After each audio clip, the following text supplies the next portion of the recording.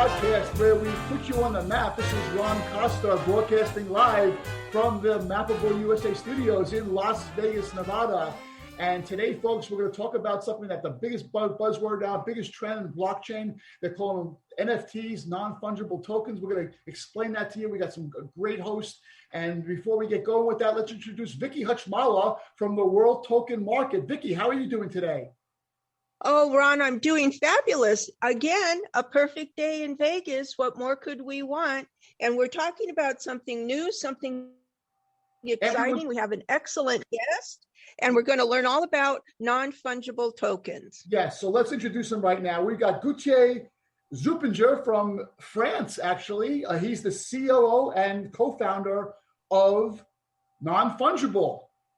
And they call him Zoop, so we're going to call him Zoop in the podcast. Zoop, how are you doing today? I'm getting really good. So yeah, thank you for hosting me. Yeah, my real name is Gauthier, but yeah, it's a French name. So let's go for Zoop. Yeah, that's okay. That works a lot better. It's easy to pronounce on my end of it too. Although I have to say, I did take French in high school, so you know. Well, je ne parle pas français. You don't need to speak French actually. But anyway, I'm really glad you took the time out to talk to us. We've been doing a little bit of research on this buzzword. Everyone's talking about NFTs right now. Non-fungible is the word in blockchain. We see this all over the place right now. Before we get into like an explanation, maybe we talk about you a little bit. Maybe talk about your little background and how you got involved with non-fungible. Sure. So initially, to be honest, I'm not a crypto guy. I'm not even a tech guy.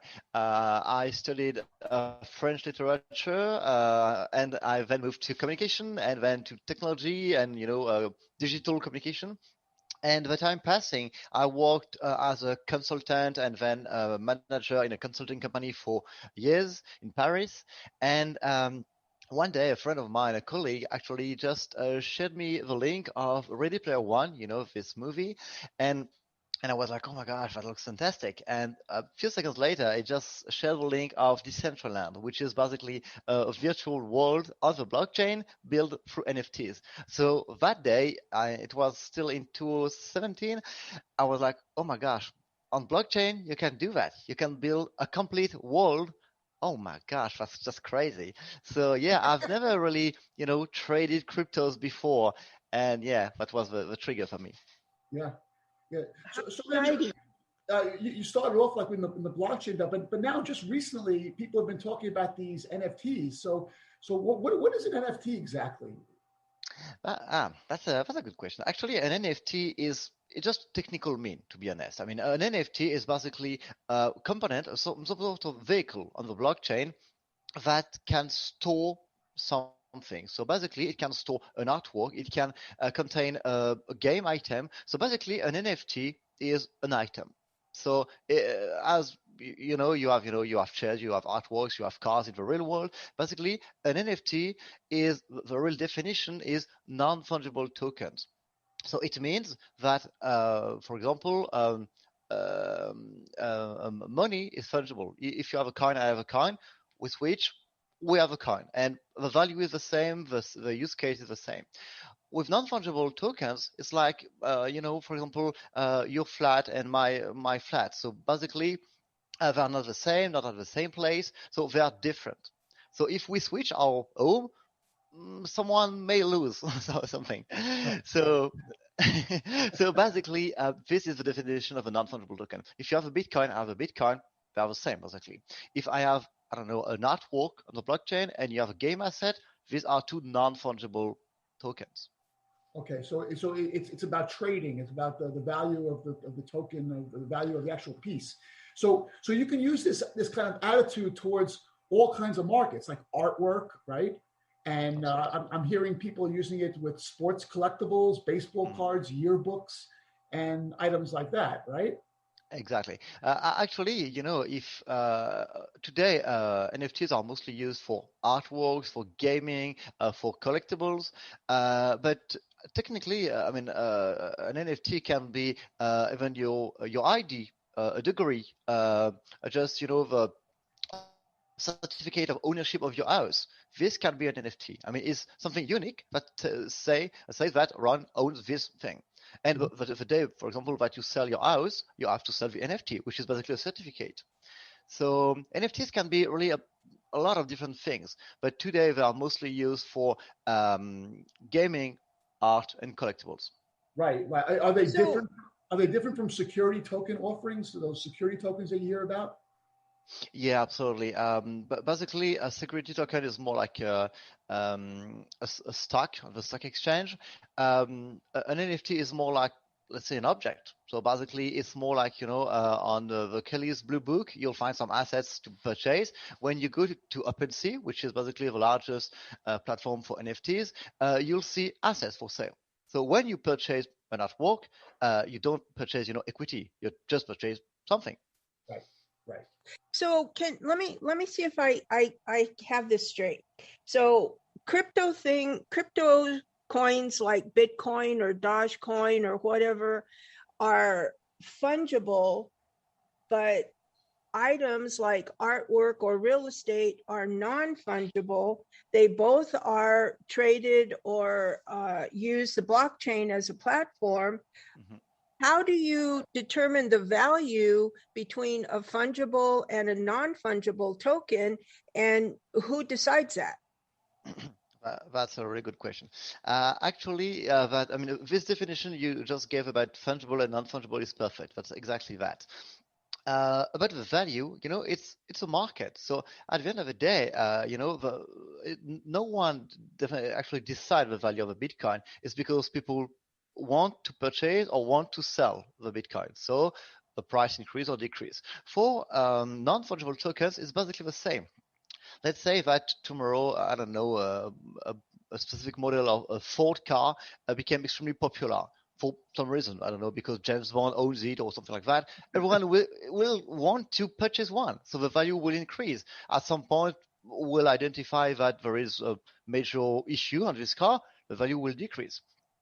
And basically for non-fungible tokens, it's more like if the asset is useful, I don't know, for example, in a game, it really is extremely useful because you can upgrade your character or something like that. Basically, the asset will gain in value. On the other end, for artwork, it's mostly, let's say subjective criteria. If you like it, if the guy is famous, if he's exposed, I don't know, somewhere in New York, for example, probably the artist and the artworks will gain value. But to be honest, I can't really explain why people are spending that much on digital artwork, as I can't explain why people spend that much on traditional artworks, actually. Well, how can we explain people in general? People do what people do. And you just go with it. I don't know if it's the same in English, but in French we have this notion of what is called the invisible end of the market. You don't really know why, but things are going up and down. So yeah, and to be honest, that's what we do at non-fungible.com. We just observe and analyze the market, but we can't predict because things are so volatile. I absolutely no idea what will be the price of any NFT tomorrow.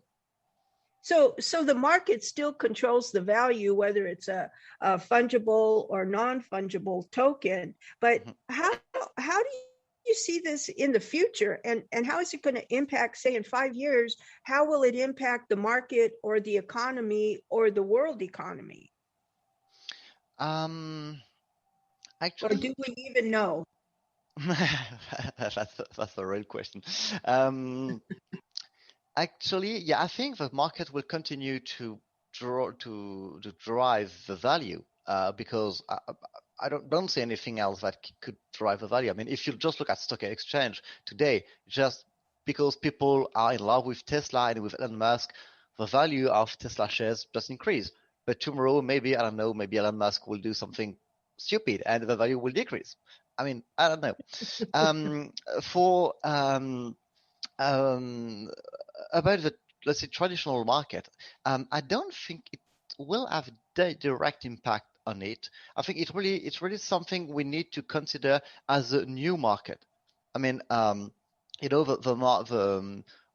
the computer market just appeared a few decades ago, it didn't crash the car market or maybe other market. Of course, we may see some impact on the traditional art market at some point, but I can't predict it, to be honest.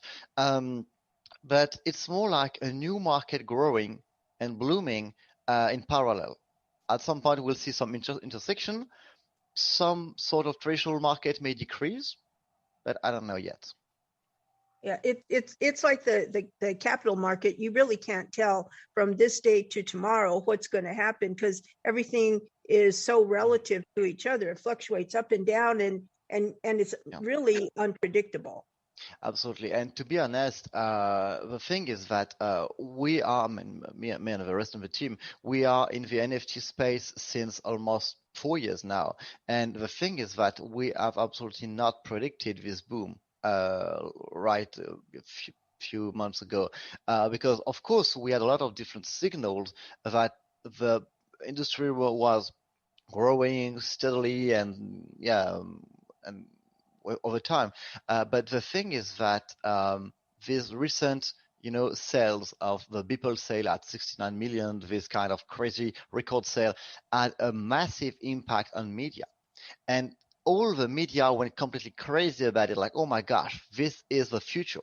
And to be honest, the NFT space today is not extremely different than what it was 3 months ago or 6 months ago. It's just that the value increased because of the media interest and a lot of people entering the space because it's new, because it's hype, because it's funny. It's of course, and I mean, I really trust the potential of this new class of asset.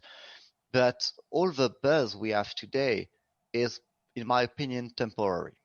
Mm-hmm. Well, it's interesting that you guys have been at it for all these years when everybody thinks this NFT stuff is new. And here you are, you've been doing this for 4 years at least. And I guess you're like the pioneer of this. But what really makes me very interested about this is that the amount of industries that this thing can actually be used for. So, you mentioned before art, but there's so many other things out there. And specifically, you could even do music, right? Can't bands and things like that license or somehow create a non-fungible token for their songs? I hear that's a big application for the future, or maybe even right now. I don't even know if they're doing that yet. Yeah, absolutely. I don't know if you know the band called Kings of Leon. They have actually sold a disc, an album, via an NFT. I mean, it's totally feasible. The thing is that today, the NFT, as I say, is let's compare that to an object in real life, and it's the total opposite of what we see today on the traditional market with this notion of subscription. When you subscribe to Netflix, to Spotify, you own nothing. So at the end of the day, if they're not happy for some reason, they just catch your subscription and you have nothing.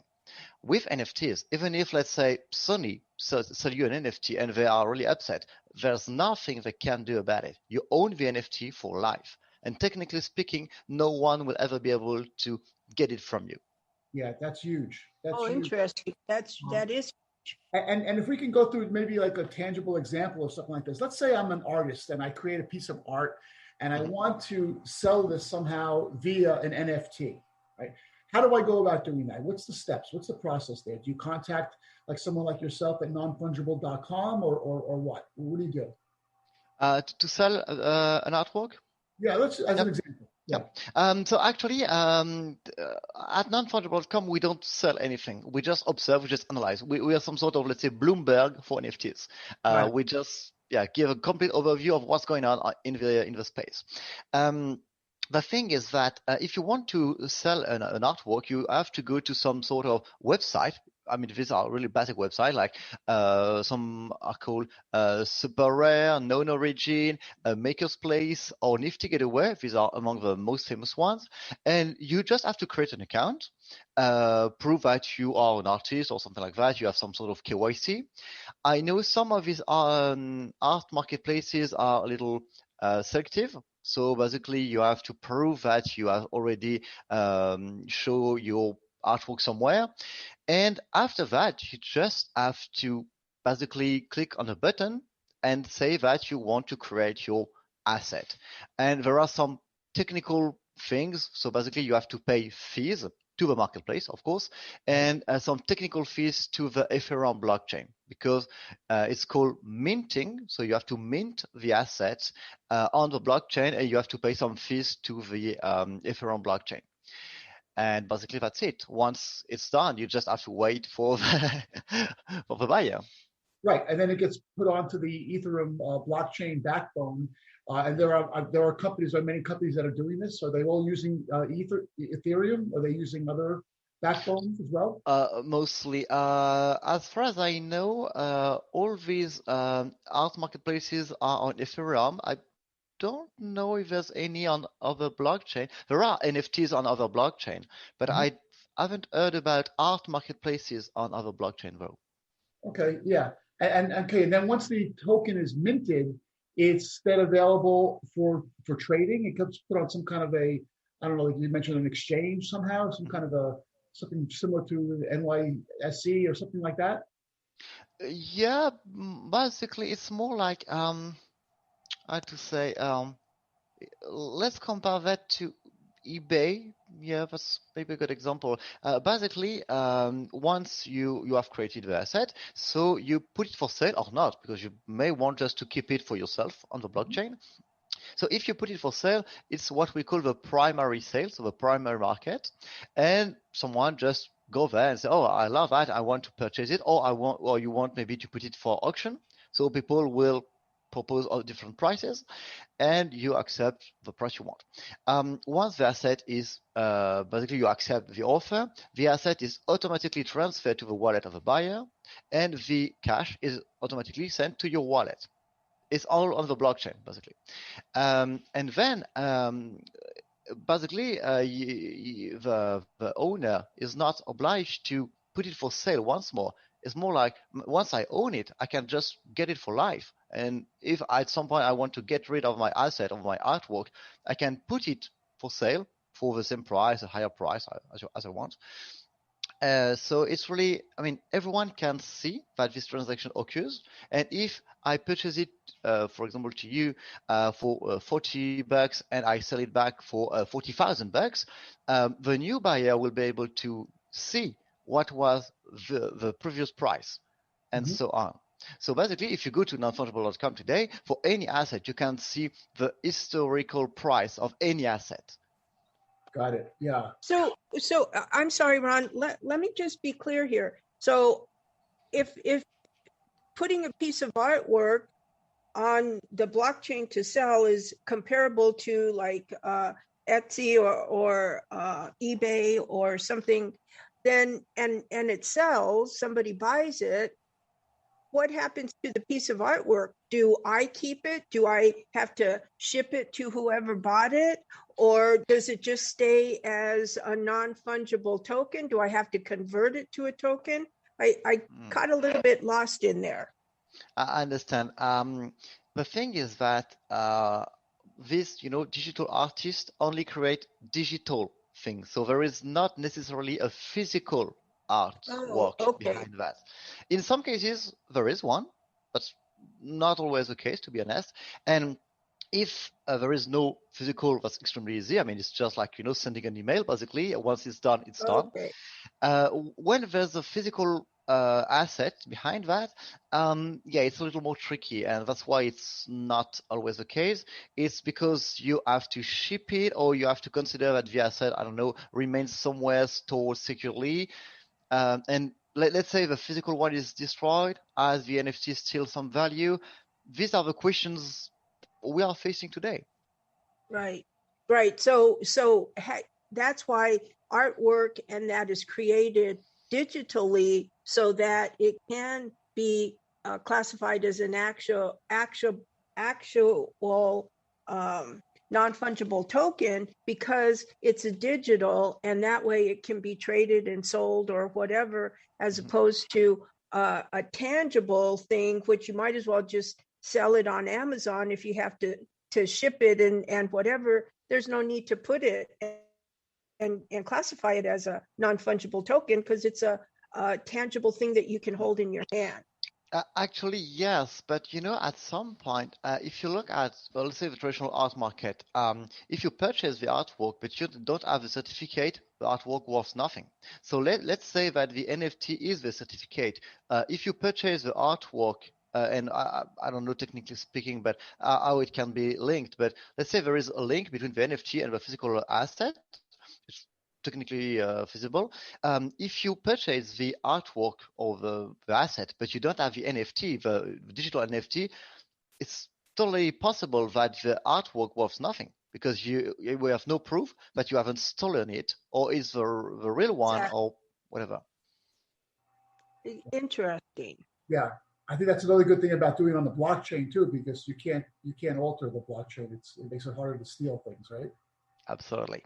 Yeah. Absolutely. It's for life. Yes. Yeah. A couple more questions for you, Zoop. Cool. Are there exchanges out there right now that are listing these NFTs? Like if somebody wants to go to they're interested in buying one or they want to find out what's out there, who's doing the exchanges these days, or are they even there? The main one is definitely OpenSea. Today, OpenSea has been created something like 4-5 months before non-fungible.com, so they are really the pioneer of the pioneer. Yeah, these guys are really, really killing it. They are based in New York, I think, and they are basically the Amazon of NFTs, so they are really generic. I mean, there are some art marketplaces like Maker's Place and other regions everywhere. OpenSea is a marketplace where you can purchase almost any kind of NFT, because as it's on the blockchain, the website doesn't really matter. If you purchase your NFTs on Super Rare but you want to sell it back on OpenSea, you can. These are just websites, and behind that there is the blockchain, and there is the main blockchain. So yeah, you can basically trade an asset between Super Rare and OpenSea and others. And today I know there are dozens of projects on different marketplaces, but OpenSea is so massive, so I don't know if there is some more room for the other ones. Yeah, well, I guess they have an API that I would imagine people can get a hold of and massage data from them, I would think, right? Yeah, absolutely. Yeah. And then, so you guys over at Non-Fungible, your company, you say you're kind of in the background monitoring these things. What is it that you're looking for on this? Are you just looking for, volume or price changes, or what gets you noticed on this? What are the key metrics? So basically, the metric that everyone is looking at is the volume of USD traded. So that's a metric, to be honest. That's an interesting one because, yeah, it's basically a reflect of the volume of the market. But to be honest, over time, we have identified that this is not the most relevant metric. It's just, let's say, the most impressive one because if you look at Q1 2021, 2 billions of USD have been traded only on NFTs. And I've just looked at the figure a few hours ago, and only for 2021, for the Q2, so of these 21 days, we have about 500 millions that have been traded. So these figures are just crazy. But if you doesn't look at if you don't look at the volume of people, of wallets, or if people are just loyal to a project, or if they are active on different projects, basically a crazy volume like that can be completely inflated by a dozen of people extremely wealthy that are just trading the same assets every day. So actually 2 billions is actually nothing compared to other markets. I mean, just compared to the traditional art market, 2 billion is nothing. Compared to the gaming market, that's nothing as well. So basically, these 2 billions have to be really looked at more closely. Like, is it only on art? Is it on sport, which is the most performing segment? How many people are active on different projects? So we are more looking at the health of the ecosystem than of this, crazy volume. Yeah, I mean, there's no telling where this can go. I think this the potential for this is enormous. Maybe, I thought the potential for tokenization was incredible. But this aspect of it makes it just skyrocket, in my opinion. So we'll see where this goes. But one last question for you, for me. The investors, the people who want to buy and sell these NFTs, do they have to go through the same KYC, AML that you would normally do for a regular project and have their accounts approved and verified? Actually, that's a good question. I don't think so. I'm just wondering. No. Actually, it depends on the marketplace. Right. I try to remember if I've completed a KYC when I've created my account on OpenSea, and I don't think so. It may have changed, but actually today, when you are on the blockchain, you just need to create a wallet, which is something extremely easy. I'm certainly not a technical savvy, but I've created my wallet 3 years ago, and I just clicked on buttons, and that's it. I have my wallet. Right. So today you can basically create your wallet, and you can start trading NFTs. So at the end of the day, as long as they remain on the blockchain, that's not an issue. But when you want to cash out that, you put an NFT, you trade, blah, blah, blah, you get a lot of FA or Bitcoin or whatever, and at some point you want to cash out. There, you probably, the bank, you'll will spot what you do. Right. Yeah, it makes sense. Yeah. So Vicky, what do you think about all this stuff? Do you have any further questions? Oh my God, I think this is so fascinating, and I think that we are experiencing a change in the world and history happening right before our eyes, because whether it's fungible or non-fungible, the blockchain has had a huge impact on the world. And I think that Zuppy, I think that what he and his company are doing is just easing into the future and bringing people with them. And I think it's so fascinating, and kudos to you. Congratulations to you for being part of changing history, changing the world. And it's like the internet changed the world. This is changing the world, and you're right there at the forefront. That's excellent. Yeah. Thank you. That's humbling. And if someone's listening to this podcast, Zoop, and they want to get a hold of you, what's the best way to do that? Your website, email, or? Basically, you can go on the website. We have a contact us form, or we have a Discord. We have a Twitter. Basically, if you go to Twitter at non-fungibles with an S. And so, we are almost everywhere, or we try to. Good. We'll link all this stuff into the show notes. So I guess the last question is, when are you going to come to Vegas and come visit us? Oh my gosh, I love to, but we are locked down where we are. So I love to travel to Vegas. I've never went to Vegas, to be honest. Oh, wow. Then you need to come. Yeah, absolutely. I love to. Yep. Okay, well, listen, thanks so much for your time today. Really appreciate you having to be on the show, taking some time out from your busy day. And it's been really a pleasure. I think this has been really knowledgeable. And I'm sure we're going to be doing more of these podcasts with these NFTs, because the more we talk about it, the more questions that people have. So, who's better than send feel free. You, right? Yeah, so if you want to have a second session, feel free. I love to spread the word about what's going on in the NFT space. Yeah. Thank you so much. It was wonderful. Yes, thanks, Zoop, again. Thank you, Vicky, for co-hosting this episode. And folks, you're listening to the Mappable USA podcast at mappableusa.com. If you go to our website and scroll down on the homepage, you'll see all our syndication sources. You pick the one you like best, subscribe, and you'll never miss another one of our episodes. If you want to be a guest on the show, like Zoop was today, there's a guest tab there. Fill that out, and we'll see what we can do about getting you on the show. And lastly, if you like what you heard today, send us an email at info@mappableusa.com, or just comment on whatever page you're listening to this on right now. So thanks again for listening. Thanks for your support. And we'll be at you next week with another Mappable USA podcast. Have a great week, everyone.